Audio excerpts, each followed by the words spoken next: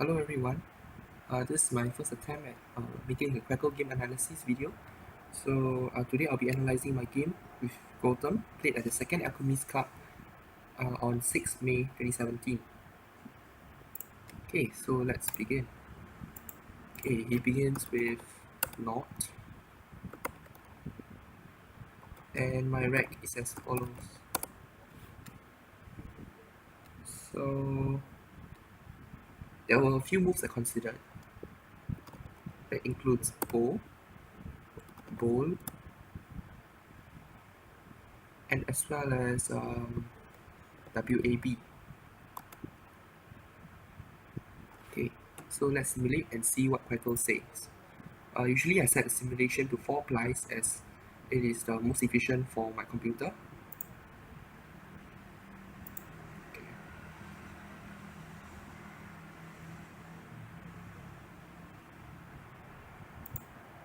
Let's see what Quackle says. Okay, there's Barlow, there's Blow. Oh, there's even Bow Knot. Okay, so let's see what championship players would say.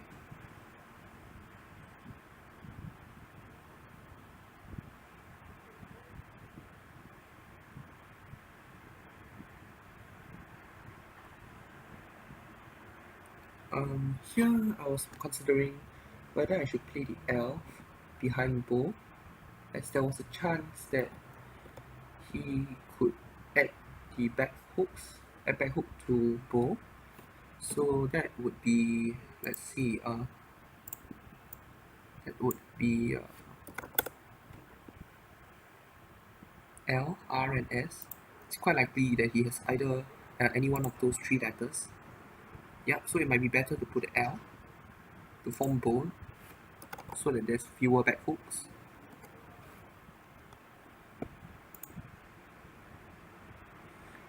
Okay, championship player is almost done.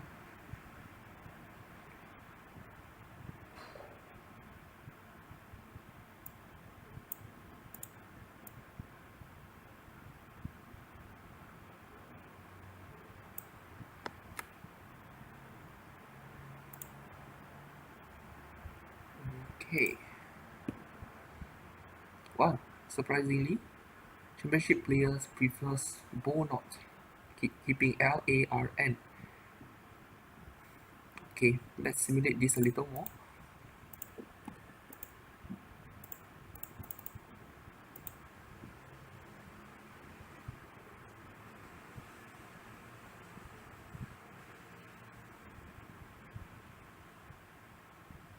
Barlow in particular here is a very dangerous move, as O is directly below the double letter in column L, and the opponent could use it to score a 50-pointer to the triple word score. Okay, so for this move, I played Bow. Also, on hindsight, perhaps I should have considered Bow Knot. Okay, Gautam then has a very vowel-heavy rack, so he played Taiko. Okay, so here's when the balance goes a bit haywire. Remember, I kept A and R on the previous turn. However, I pulled out UIII. So the choices here are limited. I could consider playing things like Inti or Ilia. However, they are rather bad because of the leaf that they entail. And furthermore, 4 S's and 2 blanks are still unseen, so it might be wise to exchange at this moment while it's still early in the game. So I believe Quackle would recommend changing. Okay, let's see which would be the best choices. I'm going to remove the options that leave behind 2 eyes because they are really bad. RUI as well. Okay. Well, there's a few choices for exchanging here. We could keep Rain, RAIN, as it is part of the Retina stand. However, exchanging only 3 tiles decreases our chances of drawing good tiles such as S and blank. so it might be worthwhile to exchange 5 or 6 tiles. At this moment, I'm definitely keeping R, as it is useful for bingos, and I'm definitely exchanging all the I's. Okay. So what I did was to exchange 3 I's, U and N. Okay. Let's see if Quackle likes keeping A, I, and R.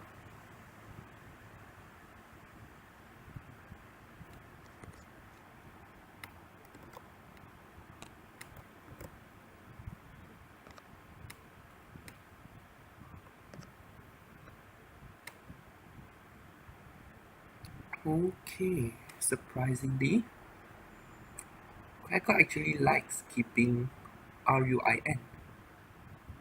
Okay.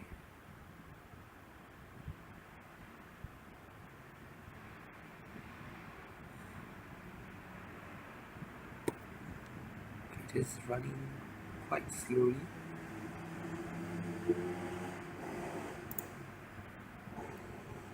Okay.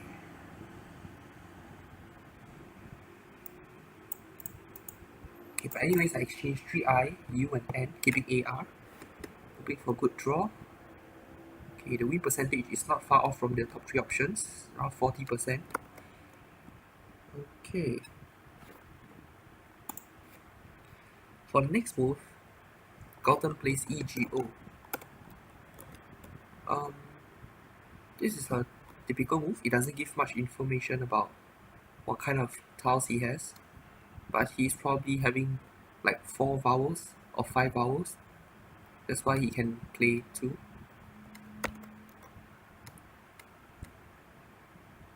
Okay, so I get AR and I draw snare.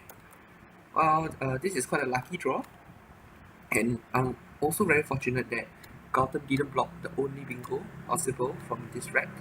So it is narrates, and I played it. Okay, and here Gautam replies with initiate. Again, this was the only bingo in the rack, and there were 2 positions available, and obviously he took the highest scoring one. I suppose Quackle would prefer the 70 pointer, but let's see.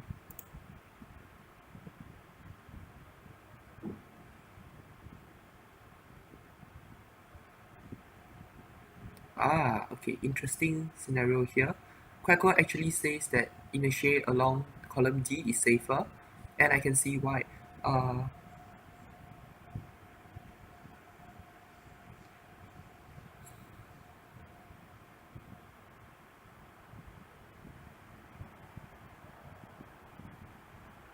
Okay, both of them rank similarly in the end. Okay, playing initiate along column C has risk, as the double letter on column D can be used alongside the triple word to form a high scoring word, and it can also be used along with the double word at row 12 to form a 5-letter word, which can score easily 30 or 40 points. So if I were him, I might consider playing initiate along column D instead of column C, but both are rather strong. Okay, here I get lucky. I draw this rack, and if I'm not wrong, there's only one bingo in this rack. Oh no. I didn't know Lessinier and Actinier was missed. I only went for ACL, which was the first word I saw, and I couldn't figure out what was the triple triple, if there was any.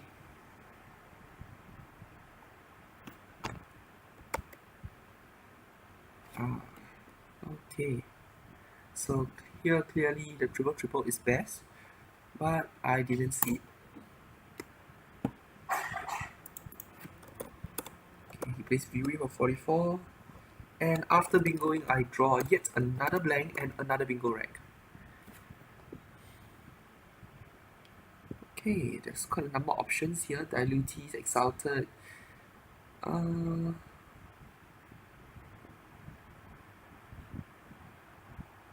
Unfortunately, here I was tempted by the back hook of Acedia, which is an L, and I started to think that eluated is valid, Eluated.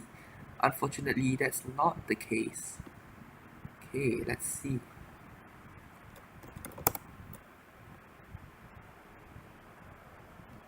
Yep, the eluate is a liquid obtained by eluting, so the past tense should be eluted, not eluated.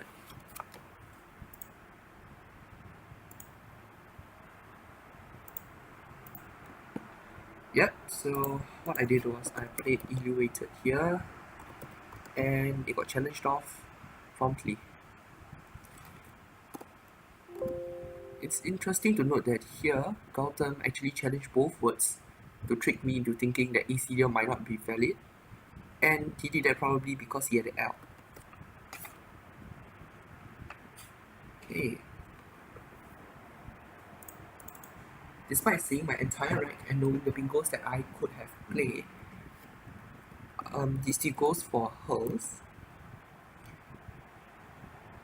Not that it matters at this juncture because I can play the bingo elsewhere. For example, Tellydoes, Exalted. There's quite a number of options that I can choose. So there is no point of him blocking the bingo. So he can float the R for me to play Relucted, Resulted, and it doesn't really matter. Okay, so I saw Relucted and played. Resulted would be a simple word and has no chance of being challenged. And I see. I missed Triplet, which was within the range that I studied. Okay, according to Sisiva, it's 11,000. Yep, it's in the 11,000 region. Should have thought harder about this bingo rack. And I didn't consider Exalted because it was rather risky dangling a D to the triple lane in that position, which could be used for any past tense, like words ending with ed. So I played Relucted, which was challenged, surprisingly. So, okay, let's see the definition.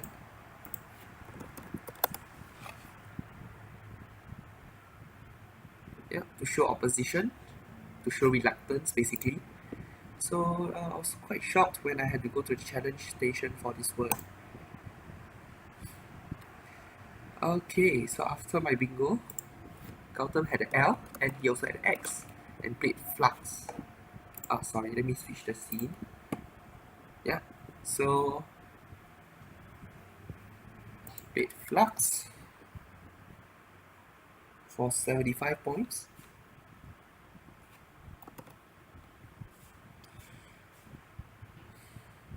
Okay, here's my draw after the bingo.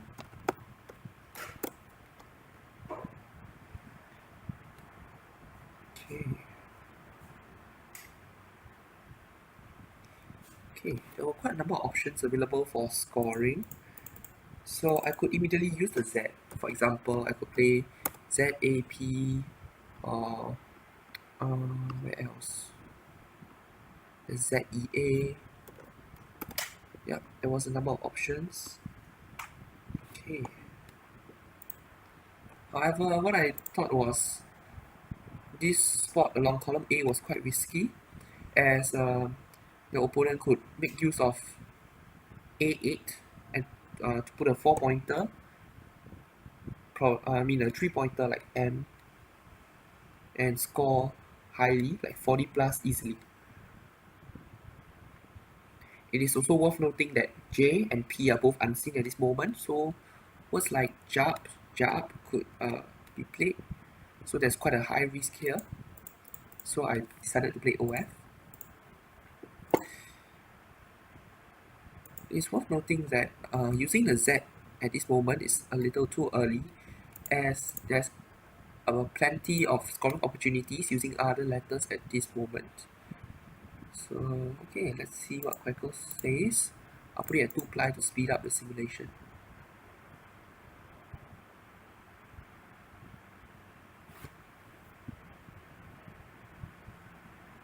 Okay, let me remove some options.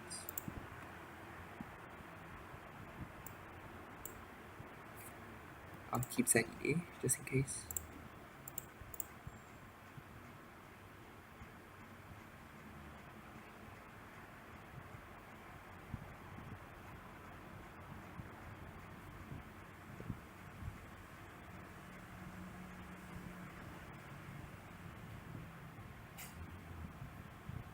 Okay, so it probably ranks among the top 3 choices. Yep, and for playing 2 letters and scoring 33 is quite a good move already. And I still have not used my Z, so there's still lots of scoring potential later on. So here we are still neck to neck. And Gautam dumps BNDH, which is probably good news because it shows that he does not have any vowels, or maybe just one. Okay, ignore the Rex. Yeah, he has B and DH, that's all I know. Okay.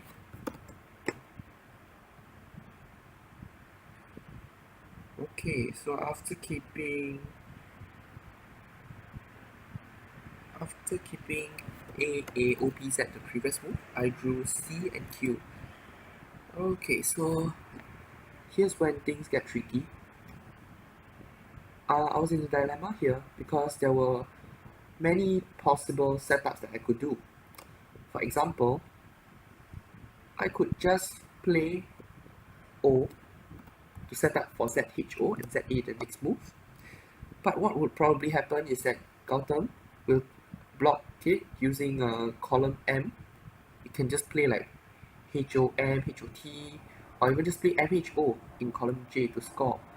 So that spot will probably be destroyed. Another thing that I considered was keeping AAOZ. That means I'm definitely going to leave these 4 tiles to fish out the S for Sadza along column O. This would be a massive score of 75 and will put me in the lead. There were also a few other options available. For example, I could play Paka, which I did, to set up for the Z the next turn. So I'm not sure if this is the best move. Okay, ZEA is also still available. Of course, I could also dump QI, although I'll probably, although opponent will probably play an N there, or S, because there's 3 S's unseen. Okay, let's see what Quackle recommends. Interestingly, there is Poach along row 1. I did not see that move at all. Yep, and is that okay? Here the tricky thing is you don't know what you're gonna draw next. So you have to be prepared for more crappy tiles if you keep like something like Q and Z. So I would not even consider Poach. Okay, Baka vs Paco. Let's see.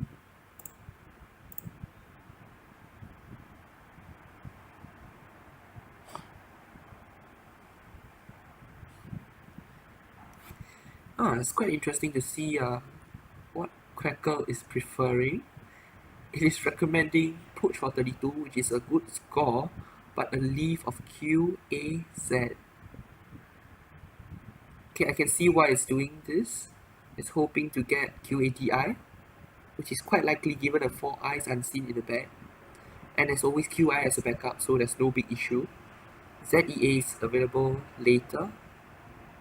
So Quackle is really assuming that our draw will be decent.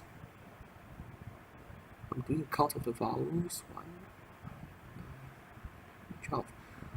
But it's worth noting that here, there's only 12 out of 32. 12 vowels left out of a bag of 32 unseen tiles. So there's a risk that we will be having a vowel deficient rack the next turn. So I would not want to keep QAZ. After about 500 simulations, Quackle still prefers Poach. I should have gone for Zap here for 39. It's a simple score, but I decided to be more adventurous and just try out playing PACA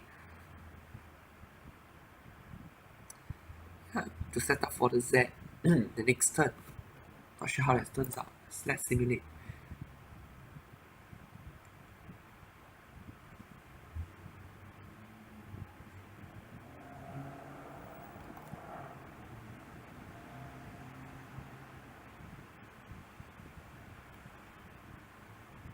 Okay, so Quackle does not like this move at all, even though it sets up for the Z. Well, it's not surprising because I'll be flooded with consonants the next turn and we're still keeping Q and Z. Okay.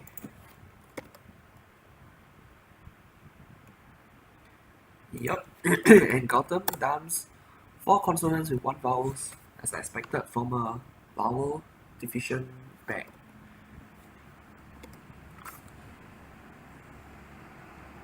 Oh gosh.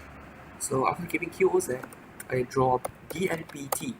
So I'm in deep trouble now because I really need to get rid of Q and a Z and still balance my rack at the same time. I'm trailing by 40, which is likely to lose me the game unless I can catch up soon. So okay, I have not much of a choice here.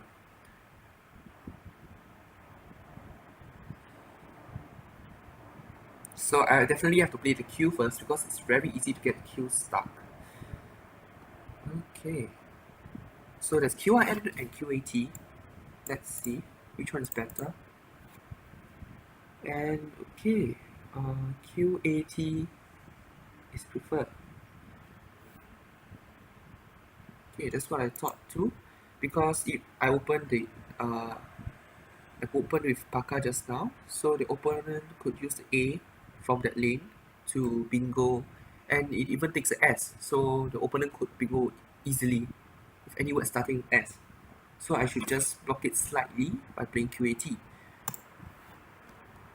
This will prove to be ineffective later on. Oh, also worth noting is that I already have a backup move to play away the DZ and O. That is at I6 DZHO. So I have a guaranteed score the next turn provided he does not block it. Okay, so he's drawing more rubbish. GRR. Okay, so things took a turn for the better here. So somehow I drew 2 vowels out of the bag. Yep. So okay, it looks hopeful.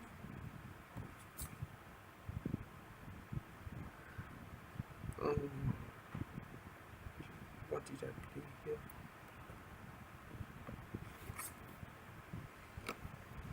Okay, with 18 tiles in the bag, I began to suspect that there was a chance that you have a bingo, because you could see that Retinas is unseen, and apart from J, the other tiles aren't really an obstacle to him that prevents him from bingoing. So here I took a risk by blocking lane N because D and S are particularly easy to form bingos with. I considered DZHO, but then his bingo score will just overtake that score. Okay. It's probably a suboptimal move. Let's see what Quackle says.